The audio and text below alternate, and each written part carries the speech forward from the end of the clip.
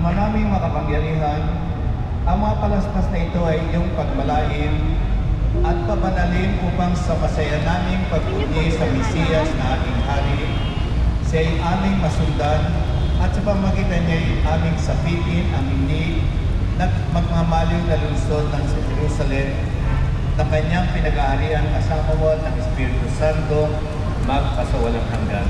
Amen.